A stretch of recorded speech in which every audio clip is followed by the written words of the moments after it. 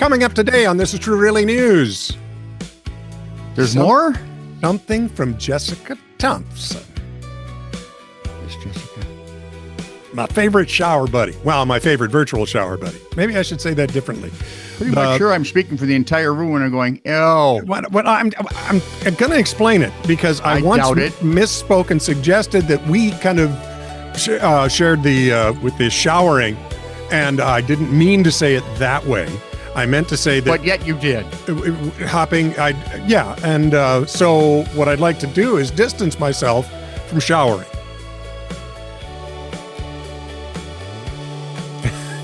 Is that the kind of thing you're into? Great. Like, subscribe, and follow. This is True Really News. Drop any kind of comment anywhere you want, anywhere you find us. If it's something longer where you've really got to give it to us, send an email. Oh, please. To TITR@netradio.network. This is True Really News with Scott Combs and Tony Verkinnes. All the news you're about to hear is true. Really? As far as you know. Hey, that was pretty concise for you. Yeah, that wasn't too bad. What's your wife's middle name? I won't say it out loud. She's not fond of it. You are, Scott. I was afraid aliens had taken you. 25-year-old Justin Carpenter really wanted some fried pickles from Buffalo Wild Wings in Lawrence, Indiana a couple of years back. And why wouldn't you? Who wouldn't, really? Yeah. But he arrived, after closing time, according to the smoking gun. Darn. Uh-oh. If it's on the smoking gun, that means he took action. Thinking fast. I am a fast thinker. Did he? He's one of them fart smellers. Yep. Fast on his feet, he thunked that in spite of his ankle bracelet from a previous drug arrest, he would offer a barter exchange. Marijuana, cocaine, ecstasy, and vape cartridges. Whichever. For that savory treat of fried pickles. Apparently, he said, if you make us some fried pickles, I'll make it worthwhile. Two of whom, by the way, two of those marvelous young people working there were minors. That makes it all better. No, he didn't get pickles, but he did leave 3 bags of marijuana on the counter saying, give those bags to the kids.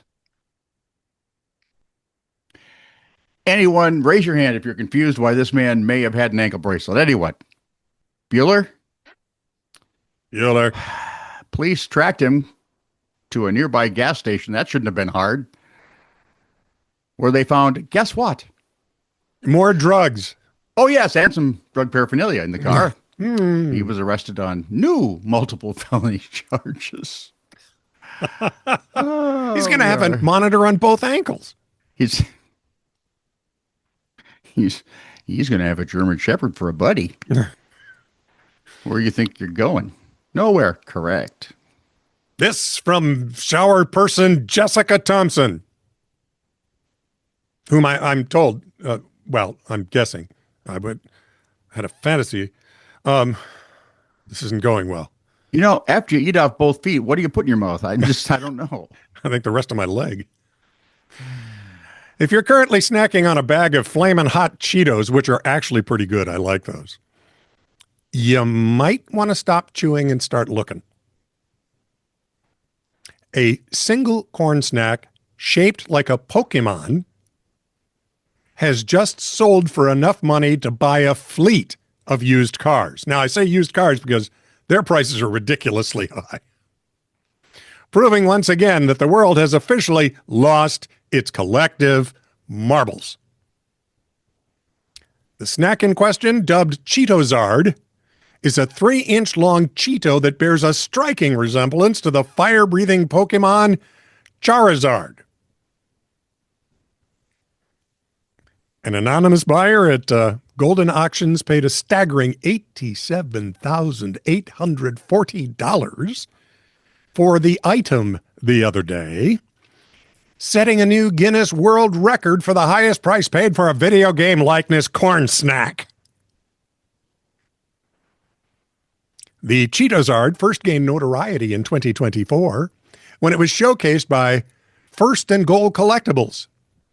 Interestingly, the previous owner, Paul Bartlett, originally snatched the chip up on eBay for a modest $350. By holding on to the snack for a few years, he managed to turn a bag of gas station snacks into a massive, massive windfall. To ensure the Cheetozard remains in pristine, crunchy condition, it was sold mounted to a custom Pokemon card and encased in a translucent protective box. The sale follows a recent trend of high-priced edible auctions. You know, I don't know about you, Tone, but I know about an edible option is what I'm asking. I know about you and me. Yeah. If we buy a bag of Flamin' Hot Cheetos, what are we going to do? Well, I'm going to give it to my granddaughters because I ain't touching those.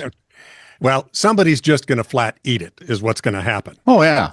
It's like, it's a collectible. It's a toy. Take it out. It's not a toy. It's a Cheeto. I know, but the collectible items I would think of. No, I see what you're saying. Yeah. I'd read the comic book. I'd play with the action figure. Of this trend of high-priced edible auctions, yeah, including a $7,000 watermelon, and a $7,000 watermelon, sure, and a $42,000 wheel of blue cheese. Now, your warning. Before you finish that bag of chips, take a look. If you find a puff that looks like Pikachu or a Cheeto that resembles a stoic philosopher, don't eat it. You might just be holding your retirement fund. I wouldn't know. I'd have eaten it. Right? People are weird. And not all that bright. We are. This one will be short and to the point. I'm sitting right here. As documented in an ABC4 TV report, there's an Instagram account for fish_bandits84. Bandit84. Fish_bandit84. A 17-year-old apparently was seen, well, obviously they videoed him, taping fish to ATMs, bathroom stall doors, and even a police car.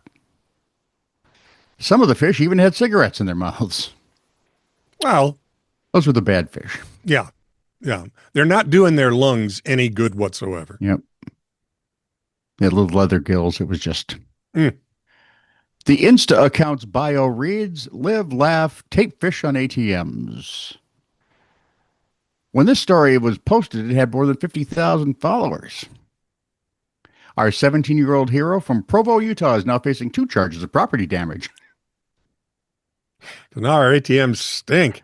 We so want to be noticed until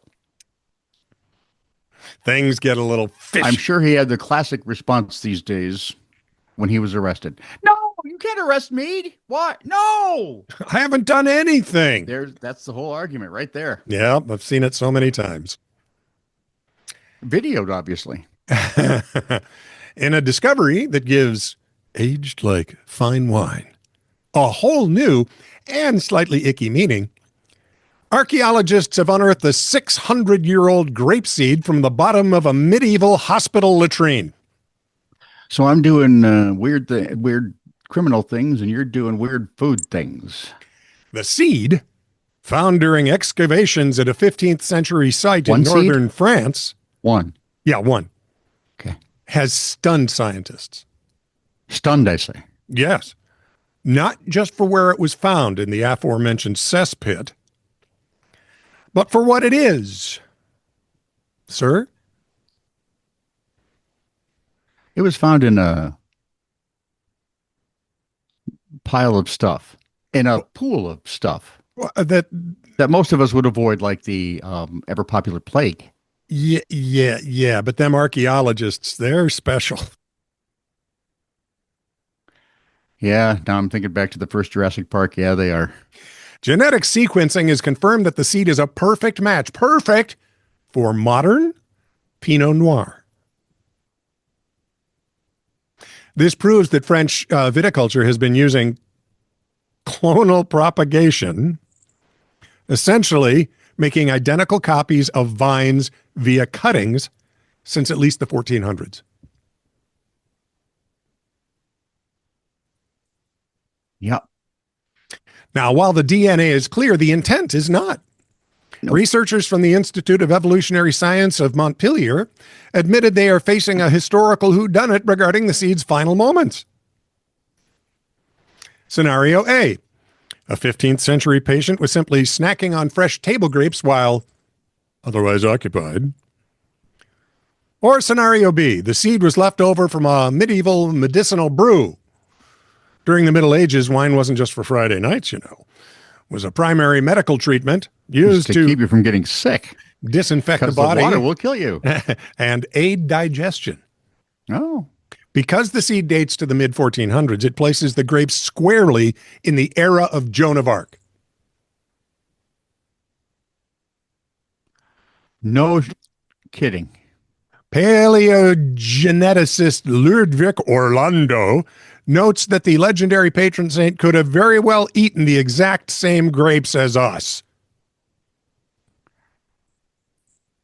Yeah.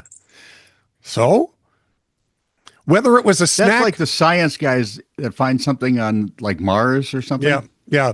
We now have definite proof that there may have been... Pebbles on Mars. Proof that there may have. Yeah. Proof may have. We're having trouble with the lexicon. They apparently don't hear themselves when they... Whether it's a snack or a vintage, le preservation is thanks to the waterlogged and anaerobic conditions of the cesspit, which acted as a time capsule for the organic matter. Turns out the best way to preserve the history of high-end wine is... Yeah. The toilet. You first. Can't you just see? It's a grape seed. Pinot Noir, I think.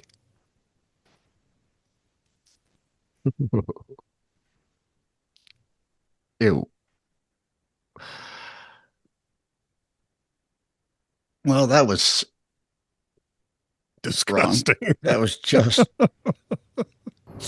several shades. This is Wrong. true, really news. Send email to TITR@netradio.network.